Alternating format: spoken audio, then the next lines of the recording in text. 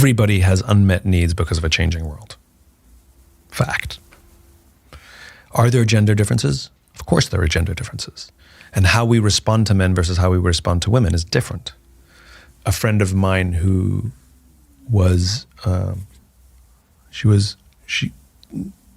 three things happened to her simultaneously. She's in the military. Three things happened to her simultaneously. Any one of them would be difficult, but all three of them happened to her at the same time. She was promoted to senior management. She became lieutenant colonel. She was deployed for 13 months, 12 months, and she was given her very first command. Okay, so any one of those things is a trial, and all three happened at once, right? And she took over a job where the previous 5 leaders had all been fired. It was a poorly run group.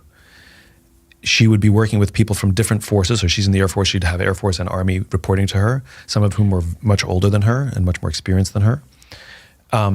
And she is a hard-driving, passionate young officer who said, I'm going to turn this group around and I'm going to prove to everybody that I can turn it around. I've been practicing leadership. I've been studying leadership. I want to be a great leader.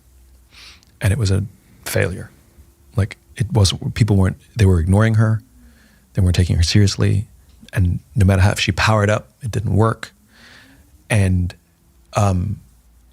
every night she would cry herself to sleep and started regretting being in the military. All she wanted to do was go home. She didn't want to be stuck on deployment anymore. What was something really exciting now became a regret. And she didn't know what to do. She was failing, which was hard for her to deal with alone. I mean, as it was. And so she decided to give up. And she said, I will not turn this group around. So if I'm going to fail at my job, then and I'm stuck here for another 6 months, and so is everybody else, I'm going to change my mandate. And instead of turning this group around, I'm just going to ensure that the rest of their time here, they really enjoy it.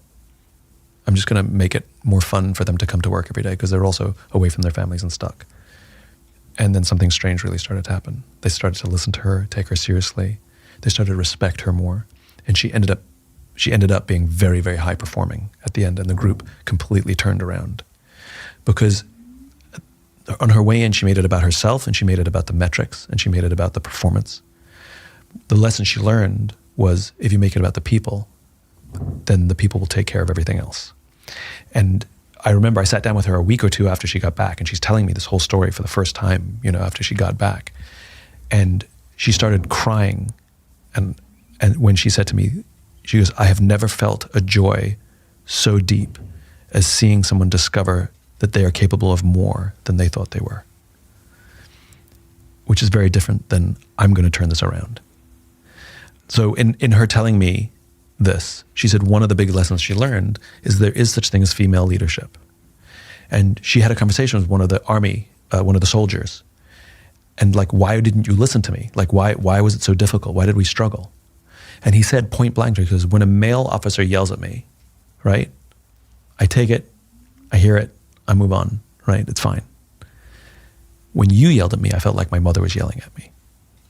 And it was more difficult, So there are gender differences in how we respond to each other, because it is a mom-dad thing, right? We respond differently.